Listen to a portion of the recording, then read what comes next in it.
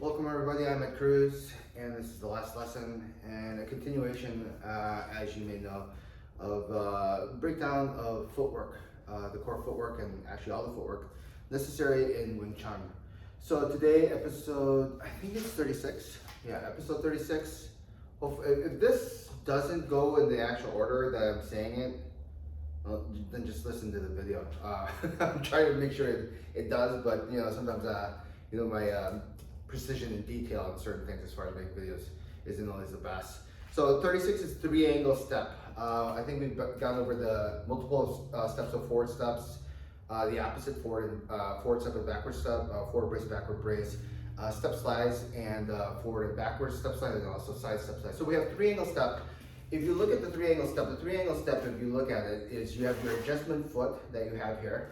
You make the adjustment, circle around, take a step and make an adjustment from that. So 3-angle from that. Circular step is involved in doing a 3-angle step. And basically, it really is just a larger variation of the forward step. If you look at the forward step is this is a forward step, right? And it's just a simple, what's your walking pace as far as moving. You can think of the 3-angle step as your running pace. So if we compare distances, as far as if I did a forward step, this is my forward step. If I did a 3-angle step, this is my 3-angle step. Takes a bigger step.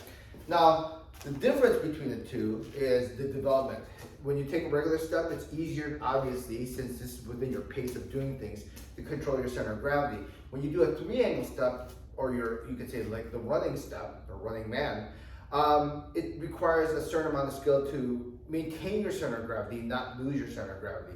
So to break down the easy concept of this is the circular motion. Like if I take a forward step, you have to kind of lunge to maintain that bigger step, bigger stride, running pace. But by adjusting my foot and this circular motion, see how I make a circular motion here? This maintains your center of gravity that allows you to take that bigger step, as opposed to reach out and take that step and lunge forward. Even if you try to do do a push step slide and push yourself like this, it doesn't have the same effect as far as circulating the motion. And then notice in the circular motion, my center of gravity still remains vertical the entire time. So in end, the only difference really is that bigger lunge, bigger step that you take with the 3-angle step, and that circular motion is key, okay? You'll find out later on in future videos when I talk about different combination things that you can work on to develop certain things, that circular motion is important.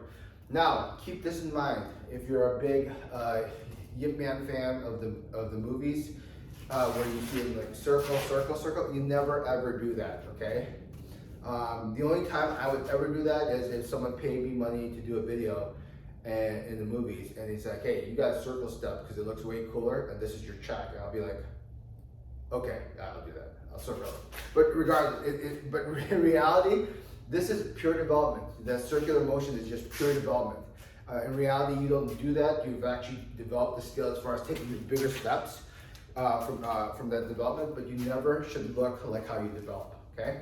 Another question that a lot of people ask is, if there's a 3-angle step for a bigger step forward, is there a bigger step, like a backward circle step backwards to deal with incoming force? And the answer is no. And he's like, well, why would you have the opposite? If you have one way going the other way, if you have always like opposite motion, why would you have a 3-angle step forward and a 3-angle step backwards? The difference is we don't have that bigger step backwards because in Wing Chun, we're not pussies. Okay, that's the reality of it. At most, the force will technically push us a slight back, so we have to adjust to that.